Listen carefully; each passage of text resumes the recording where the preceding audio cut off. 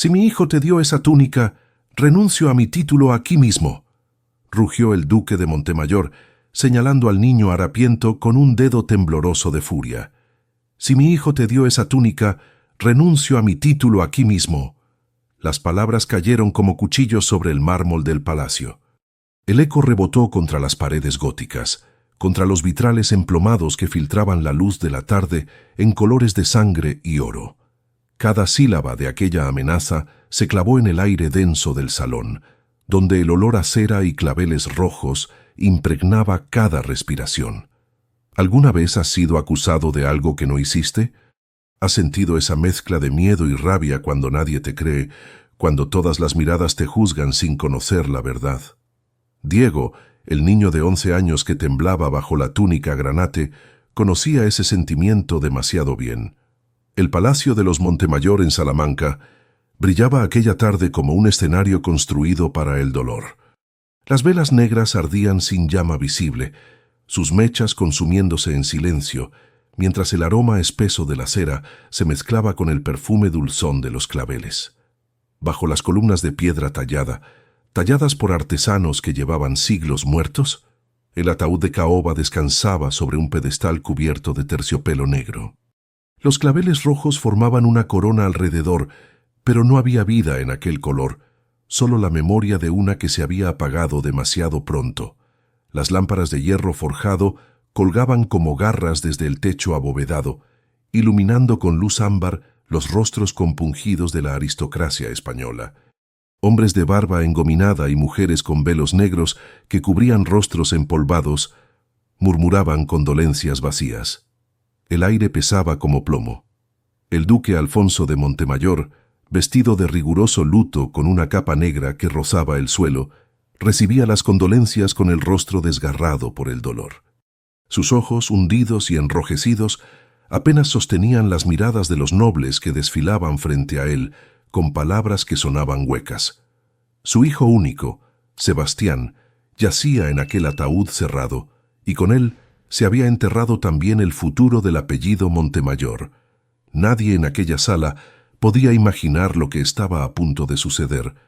Nadie sospechaba que un niño descalzo rompería el silencio de aquella tarde y revelaría un secreto que haría temblar los cimientos del palacio. Acompáñanos en este momento decisivo, porque lo que comenzó como un funeral se convertiría en el juicio más doloroso que esa corte jamás había presenciado. Fue en medio de aquel silencio pesado, interrumpido solo por sollozos discretos y murmullos de condolencia, cuando una figura pequeña apareció en la entrada del gran salón.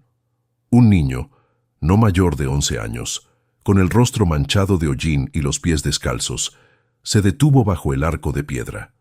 Sus ojos oscuros, demasiado grandes para su rostro delgado, recorrieron la sala con una mezcla de temor y determinación que nadie supo interpretar. Pero no era su presencia lo que detuvo el corazón de todos los presentes. Era lo que llevaba puesto. Una túnica de terciopelo granate, bordada con hilo de plata, brillaba sobre sus hombros frágiles como una llama imposible. El escudo de los Montemayor, un león rampante atravesado por una espada, relucía en el pecho, con una precisión que solo los mejores artesanos de Castilla podían lograr. Aquella túnica era inconfundible. Todos la reconocieron de inmediato. El terciopelo granate capturaba la luz de las velas como si estuviera vivo, cada pliegue del tejido susurrando una historia que nadie quería escuchar. Era la túnica que el conde Sebastián había usado 3 días antes de su muerte. El murmullo estalló como una ola furiosa. Las damas de negro se llevaron las manos a la boca, escandalizadas. Los caballeros se irguieron con indignación, apretando los puños dentro de sus guantes de cuero. El salón entero pareció inclinarse hacia el niño, como si la gravedad misma lo acusara. ¡Ladrón!, chilló una condesa desde el fondo, su voz aguda cortando el aire como un látigo. ¡Profanador!, gritó un varón, avanzando un paso hacia el niño con el rostro enrojecido. «Robó las ropas del difunto. Es una afrenta contra Dios y contra este noble apellido». Todos hemos visto cómo una multitud puede volverse cruel cuando cree tener la razón. Hemos sentido, al menos una vez, el peso de las miradas que nos condenan sin escuchar nuestra versión. Los guardias, vestidos con libreas azules y doradas, avanzaron con las manos sobre las espadas. Sus pasos resonaron en el mármol, cada pisada un martillo que golpeaba la tensión creciente. El niño retrocedió un paso, pero no huyó.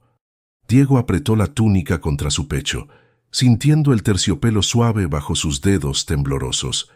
Aquella tela era lo único que lo conectaba con la bondad que había conocido, la prueba de que no todo en el mundo era crueldad. Sus piernas temblaban, sus manos apretadas contra el terciopelo de la túnica, pero sus ojos no bajaron la mirada. Había algo en esos ojos que nadie supo leer, una certeza silenciosa que no encajaba en un niño de la calle. El duque Alfonso se levantó de su silla con un movimiento brusco que hizo caer su copa de vino. El líquido rojo se derramó sobre el suelo como una herida abierta, expandiéndose en charcos que reflejaban la luz de las velas. Su rostro, antes marcado por el dolor, ahora ardía con una furia que hacía temblar su mandíbula. «¿Quién eres tú?», bramó con voz ronca, caminando hacia el niño con pasos lentos y pesados que retumbaban como sentencia. «¿Cómo te atreves a entrar en mi casa, en el funeral de mi hijo, vistiendo lo que él llevó en vida?» El niño tragó saliva. Su garganta se cerraba, pero reunió cada fragmento de valentía que su madre le había enseñado antes de morir. Por un instante, la voz de ella resonó en su memoria. «La verdad siempre tiene voz, hijo, incluso cuando nadie quiere escucharla». «Me llamo Diego», dijo con voz temblorosa pero clara. «Diego Ruiz. Y no robé nada». «Mentiroso», gritó un hombre de barba canosa, golpeando el bastón contra el suelo con fuerza. El sonido seco reverberó como un disparo. «La túnica está ahí, sobre tu espalda. Eso es prueba suficiente de tu crimen». Varios nobles asintieron, murmurando entre sí con voces cargadas de desprecio. Las miradas que caían sobre Diego eran como puñales. Algunos lo miraban con asco, otros con desprecio, pero ninguno con compasión. Nadie quería ver al niño, solo veían la afrenta.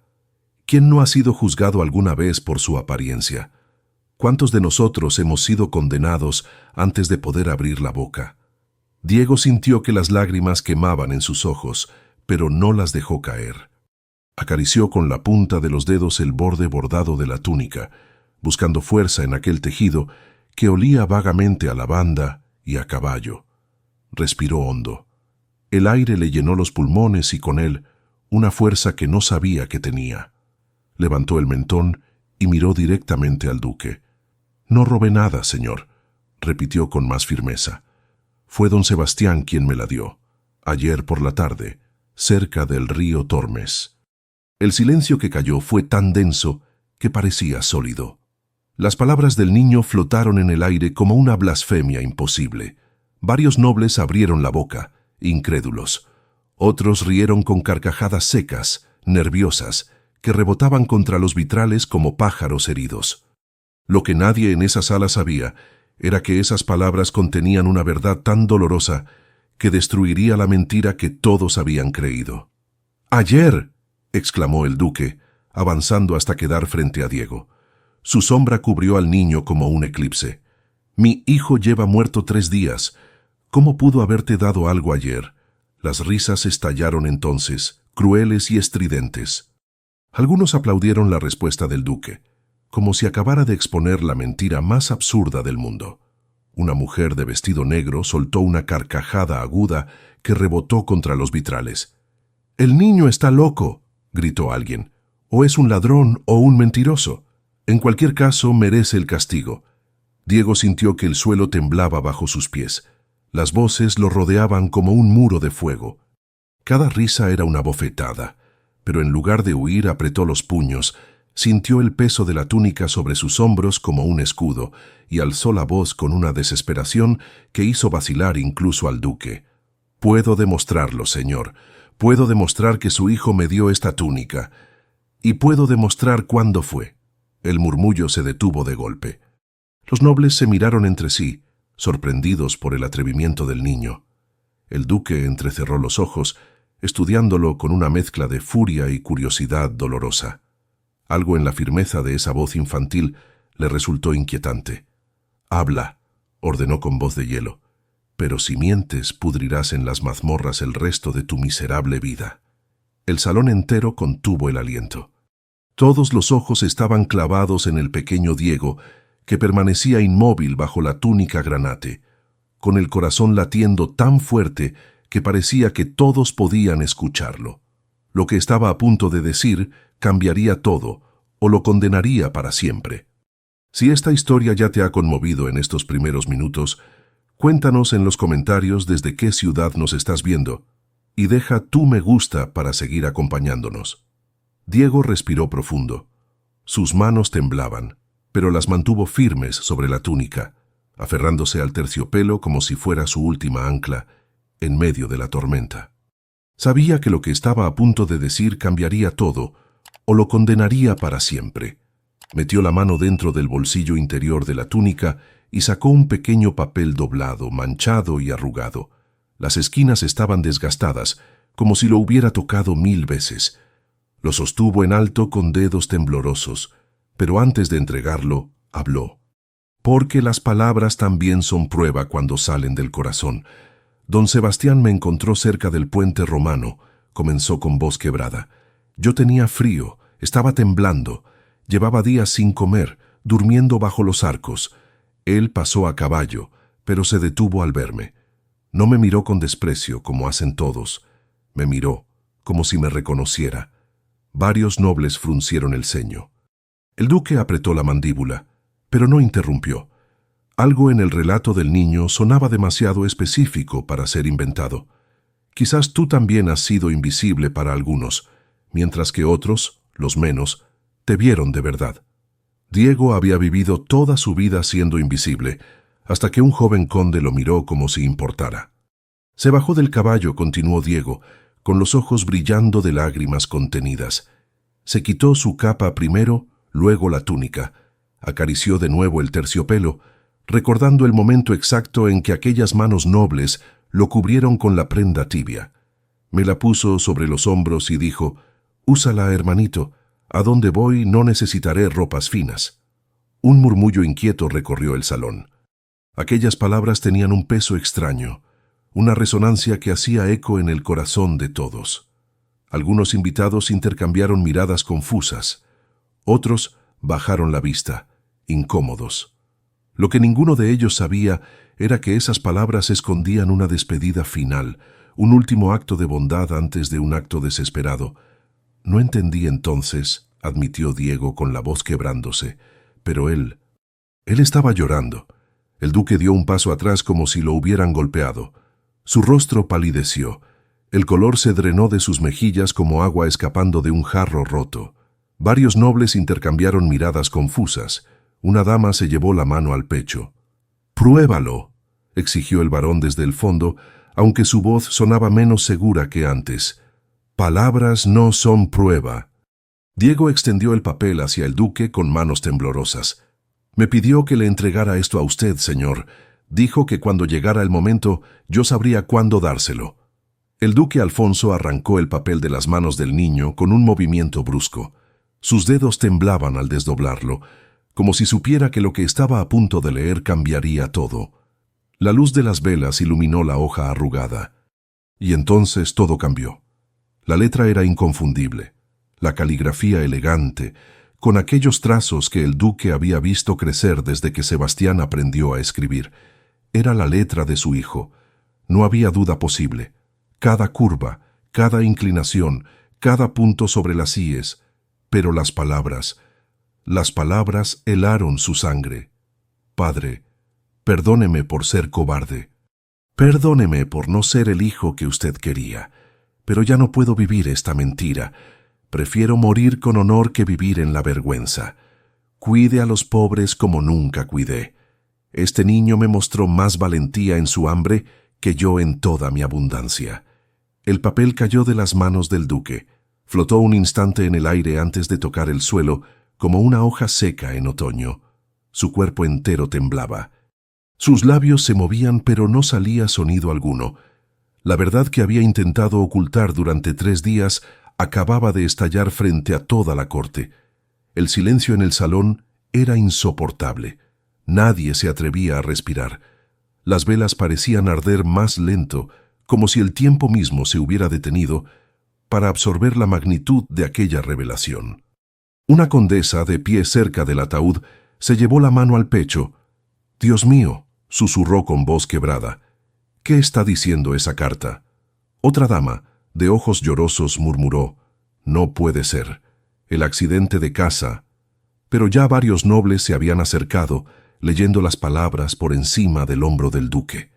El horror crecía en sus rostros como sombras bajo la luz de la luna. Uno tras otro fueron comprendiendo la verdad. El duque alzó la vista lentamente hacia Diego. Sus ojos, antes llenos de furia, ahora estaban rojos de dolor. La verdad revelada era como un rayo que lo atravesaba de lado a lado, quemando todo lo que había creído. Sebastián no había muerto en un accidente de casa, como el duque había hecho creer a todos. El joven conde se había quitado la vida, incapaz de soportar las presiones de un padre tirano que exigía perfección, que medía el amor con logros, que nunca escuchaba. Y en sus últimas horas había encontrado a un niño de la calle e hizo un último acto de bondad, un acto que su padre jamás le enseñó. ¿Has sentido alguna vez el peso de las expectativas imposibles? ¿Has conocido a alguien que se rompió por dentro porque nadie lo veía realmente? No. El duque susurró cayendo de rodillas. El sonido de su cuerpo golpeando el mármol resonó como un trueno. No, Sebastián, mi hijo. La carta quedó sobre el suelo, expuesta a la vista de todos. Algunos nobles se acercaron lentamente, leyendo las palabras con horror creciente. Las manos se llevaron a las bocas, los ojos se abrieron de par en par, el murmullo creció como un río desbordado. «Se quitó la vida», murmuró un hombre con voz ahogada. «El conde eligió morir antes que seguir viviendo bajo la tiranía de su padre», completó una mujer mayor con tono acusador, mirando al duque con una mezcla de lástima y desprecio. Las lágrimas que el duque Alfonso nunca había derramado en público ahora corrían libremente por su rostro. Sollozaba como un niño, con el cuerpo doblado sobre sí mismo, las manos golpeando el suelo en desesperación. «Mi hijo». Lloraba, golpeando el suelo con el puño. «Mi hijo murió odiándome, y yo nunca lo supe». La corte, que momentos antes se reía y acusaba al niño, ahora bajaba la cabeza en vergüenza. Algunos lloraban abiertamente. Otros miraban a Diego con una mezcla de respeto y asombro. El niño harapiento se había convertido en profeta de una verdad que nadie quería enfrentar. Todos hemos fallado a alguien que amamos. Todos hemos sido ciegos ante el dolor de quienes tenemos cerca. Esta historia nos recuerda que a veces, cuando finalmente abrimos los ojos, ya es demasiado tarde. Diego, el huérfano acusado de robo, era la última persona a quien Sebastián había mostrado amor, y esa verdad pesaba más que todos los títulos nobiliarios juntos. El niño apretó la túnica contra su pecho, sintiendo en el terciopelo el abrazo final de alguien que lo había visto cuando todos miraban hacia otro lado. El niño dio un paso hacia el duque, quien permanecía de rodillas, destrozado. Los guardias no se movieron. Nadie se atrevió a detenerlo. El salón entero observaba en silencio reverente. «Don Sebastián era bueno, señor», dijo Diego con voz suave pero firme. «Él me salvó. Me dio esta túnica para que no muriera de frío. Me dijo que había bondad en el mundo, aunque él ya no pudiera verla». El duque alzó la vista hacia el niño, sus ojos hinchados, su rostro desgarrado por el dolor, lo miraban como si viera por primera vez. Como si las lágrimas hubieran lavado una venda invisible que había cubierto sus ojos durante años. «Perdóneme, niño», lloró, extendiendo sus manos temblorosas. «Perdóneme por acusarlo, por no ver, por nunca haber visto nada». Diego, con una sabiduría que desafiaba su edad, se arrodilló junto al hombre destrozado. No había odio en sus ojos, solo una tristeza profunda y antigua, la tristeza de quien ha perdido demasiado joven. «Don Sebastián me salvó, señor. Deje que esta túnica me recuerde eso. No necesito nada más». Un sollozo colectivo recorrió el salón. Varias mujeres lloraban abiertamente. Algunos hombres se limpiaban los ojos en silencio, avergonzados de su propia ceguera. El varón que antes había gritado ladrón, ahora bajó la cabeza avergonzado, incapaz de sostener la mirada del niño. La condesa que chilló profanador se cubrió el rostro con las manos, incapaz de sostener el peso de su propia crueldad. El aplauso no llegó, pero el respeto sí. El salón entero presenció cómo un duque fue humillado no por la mentira, sino por la verdad que se había negado a ver. La corte aprendió ese día que la arrogancia ciega no solo destruye a los humildes, destruye también a quienes amamos. Si esta revelación te llegó al corazón, comparte esta historia con alguien que necesita recordar que la dignidad siempre prevalece. Tu apoyo nos ayuda a seguir creando historias que tocan el alma. Los días que siguieron al funeral fueron silenciosos en el palacio de los Montemayor. El duque Alfonso no recibió más visitas. No asistió a las reuniones del consejo, no pronunció discursos, permanecía encerrado en la biblioteca con la carta de Sebastián entre sus manos, leyéndola una y otra vez como si buscara en cada palabra el perdón que nunca obtendría. ¿Cuántos de nosotros guardamos cartas, mensajes, recuerdos de quienes ya no están, buscando en ellos las palabras que no dijimos a tiempo? Diego había regresado al puente romano, al lugar donde dormía bajo los arcos de piedra. Llevaba la túnica puesta, aunque algunos la consideraban demasiado fina para un niño de la calle, pero para él no era solo tela. Era memoria, era el abrazo final de alguien que lo vio cuando todos los demás miraban hacia otro lado. Cada vez que acariciaba el terciopelo granate, sentía la voz de Sebastián susurrando, «Úsala, hermanito». Una tarde, mientras el sol se ponía sobre el río Tormes tiñendo el agua de naranja y oro, Diego escuchó el sonido de cascos de caballo. Levantó la vista y vio al duque Alfonso descender de su montura. Ya no llevaba la capa de luto, vestía ropas sencillas, casi humildes, sin adornos ni bordados. Se acercó lentamente, con pasos inseguros, como si no supiera cómo acercarse a un niño que le había mostrado más verdad que toda su corte junta. «Diego», dijo el duque con voz ronca, «¿puedo sentarme contigo?» El niño asintió. El duque se sentó sobre la piedra fría, mirando el río en silencio. Por un largo momento, solo se escuchó el murmullo del agua y el canto lejano de los pájaros. «Desde que murió tu madre», comenzó el duque, «¿dónde has dormido?» «Aquí, señor», respondió Diego, «bajo el puente. A veces en las caballerizas del convento». El duque cerró los ojos, sintiendo el peso de la vergüenza como una losa sobre el pecho. «Mi hijo te vio, te reconoció. Y yo nunca vi a nadie fuera de mis propias ambiciones». Diego no respondió. Había aprendido que el silencio a veces era más poderoso que cualquier palabra. Acarició la túnica sintiendo el bordado de plata bajo sus dedos. Lo que el duque estaba a punto de proponer cambiaría ambas vidas para siempre. Pero, ¿sería suficiente para expiar el dolor que había causado? «Quiero que vivas en el palacio», dijo el duque de repente, girando hacia el niño con urgencia en los ojos. «No como sirviente, no como caridad, sino como lo que eres, el último que recibió el amor de mi hijo». Diego lo miró sorprendido, sus ojos grandes reflejando la luz del atardecer. «Señor, yo no es una petición, Diego, es una necesidad». El duque apretó las manos, temblando. «Necesito que me enseñes lo que Sebastián vio en ti. Necesito aprender a mirar como él miraba». El niño sintió que algo se quebraba dentro de su pecho. No era tristeza. Era algo parecido a la esperanza, ese sentimiento que había creído muerto después de que su madre cerrara los ojos por última vez. «¿Y si no sé cómo enseñar eso?», preguntó con voz pequeña. El duque sonrió con tristeza, y por primera vez en años, la sonrisa alcanzó sus ojos. «Entonces aprenderemos juntos, juntos». Esa palabra resonó en el corazón de Diego como una campana. ¿Cuántas veces había soñado con no estar solo, con tener a alguien que caminara a su lado? Los meses pasaron como hojas arrastradas por el viento. Diego ya no dormía bajo el puente. Tenía una habitación en el palacio, pequeña pero cálida, con una ventana que daba al jardín donde las rosas florecían en primavera.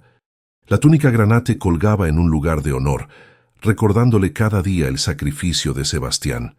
El duque Alfonso dedicó su fortuna a los huérfanos de Salamanca, construyendo un orfanato que llevaba el nombre de su hijo. Cada niño que entraba recibía una túnica como la que Diego llevaba, no de terciopelo ni bordada con plata, sino de lana sencilla, limpia, digna.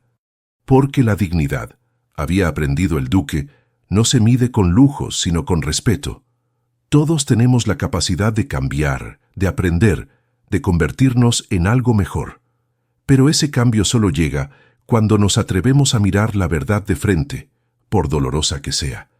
Diego nunca olvidó aquel día en el funeral. Nunca olvidó las risas crueles, las acusaciones, el miedo que le apretaba el pecho como una garra de hierro. Pero tampoco olvidó el momento en que la verdad quebró todas las máscaras y dejó al descubierto lo que realmente importaba. Años después, cuando Diego ya era un hombre con barba en el mentón y líneas de experiencia en el rostro, visitó la tumba de Sebastián. Llevaba la túnica doblada con cuidado, envuelta en papel de seda. La colocó sobre la lápida de mármol blanco, donde el nombre del joven conde brillaba bajo el sol. «Gracias, hermano», susurró, tocando la piedra fría. «Me diste más que ropa. Me diste voz». El viento sopló suave entre los cipreses, meciendo las ramas como si alguien respondiera desde un lugar lejano. Diego sonrió, sintiendo en el corazón que Sebastián, donde quiera que estuviera, finalmente había encontrado la paz que no tuvo en vida. ¿Has tenido alguna vez a alguien que cambió tu vida con un solo gesto de bondad? Cuéntanos en los comentarios. Tu historia puede inspirar a otros. Somos una comunidad que se apoya y se escucha. El duque Alfonso murió años después en paz, rodeado por Diego y por los niños del orfanato que había fundado. En su testamento dejó escrito: «He vivido buscando honor en títulos y riquezas, pero aprendí demasiado tarde que el verdadero honor está en ver a quienes nadie mira, en escuchar a quienes nadie escucha, en amar sin exigir perfección». Diego guardó la túnica por el resto de su vida, colgada en su habitación como un relicario sagrado, y cuando tuvo hijos, les contó la historia del joven conde que prefirió morir con dignidad antes que vivir en la mentira. Les enseñó que la valentía no siempre ruge, a veces susurra en un acto de bondad que nadie espera. La historia de Diego y Sebastián se convirtió en leyenda en Salamanca. Los niños del orfanato la escuchaban cada noche antes de dormir, acurrucados en sus camas con túnicas limpias que les recordaban que alguien los veía, que alguien los cuidaba. Y aunque pasaron los años, la lección permaneció intacta, transmitiéndose de generación en generación. La verdad siempre tiene voz, incluso cuando nadie quiere escucharla. La dignidad no se compra ni se hereda, se conquista con actos de amor que trascienden la muerte. Y a veces, un niño descalzo puede enseñarle a un duque lo que toda una vida de riqueza nunca pudo mostrarle: que todos, sin excepción, merecemos ser vistos. Esta historia nos recuerda algo fundamental: nadie vale más que nadie. La riqueza, los títulos, el poder, todo eso se desvanece como humo. Pero la dignidad permanece, y cuando un corazón puro defiende la verdad, se convierte en una fuerza imparable. Quizás tú o alguien cercano también ha sido juzgado por su apariencia, humillado por no tener lo que otros tienen. Esta historia es un recordatorio de que no debemos aceptar la humillación de nadie. Cada ser humano tiene una historia, un esfuerzo y un lugar en este mundo que merece respeto. Gracias por acompañarnos hasta el final de esta historia que toca el corazón. Si esta historia te llegó al alma, queremos saber de ti. Cuéntanos en los comentarios qué parte te emocionó más, o si alguna vez has vivido una situación similar. Tu experiencia importa y puede darle fuerza a otros. Suscríbete al canal y activa la campanita para no perderte nuestras próximas historias que inspiran y transforman. Deja tu me gusta si crees en la fuerza invisible de la dignidad y la familia. Cada like nos ayuda a llevar estas historias a más personas que necesitan recordar que la bondad siempre vence. Y antes de irte, mira la historia que te dejo aquí a la izquierda. Estoy seguro de que también te emocionará y te hará reflexionar sobre lo que realmente importa en la vida. Nos vemos en el próximo relato, y recuerda, nunca es tarde para mirar con el corazón en lugar de con los ojos.